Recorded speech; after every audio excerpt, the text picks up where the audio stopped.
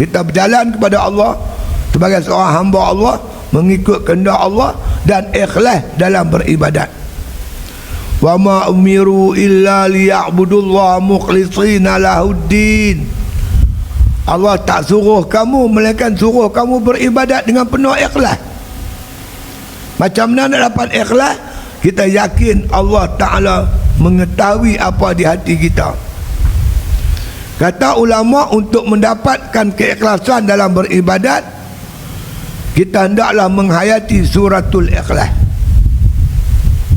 Dalam Quran ada satu surah, nama surah Al-Ikhlas.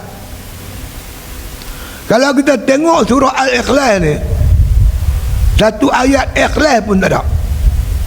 Tak jumpa perkataan ikhlas dalam suratul Ikhlas. Qul huwallahu ahad, Allahus samad, lam yalid wa lam yulad wa lam yakul lahu kufuwan ahad. Mana ada ikhlas? Tapi kalau kita faham betul-betul, kita beramal dengan dia, maka insya-Allah dapat ikhlas. Macam mana? Ayat pertama, Qul huwallahu ahad. Kata oleh Muhammad, dialah Tuhan yang Maha Esa.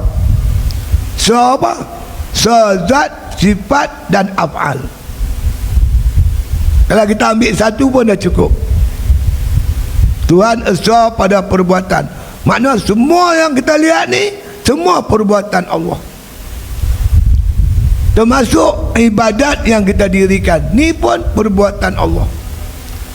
Kita boleh rokok, Allah bagi rokok. Kita boleh sujud, Allah bagi sujud. Kita boleh semayang, Allah. Semua Allah.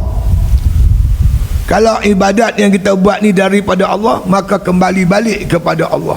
Inna lillah wa inna ilaihi raji'un. Ibadat ni daripada Allah, maka ibadat ni kembali kerana Allah. Daripada Allah, dengan Allah, kepada Allah. Tiga. Daripada Allah, dengan kehendak Allah, dengan perbuatan Allah, kita boleh ibadat. Dalam ibadat dengan Allah, setiap gerak-geri kita semua daripada Allah, dengan kehendak Allah. Maka selayaknya ibadat ni kembali kepada Allah, bukan untuk lain.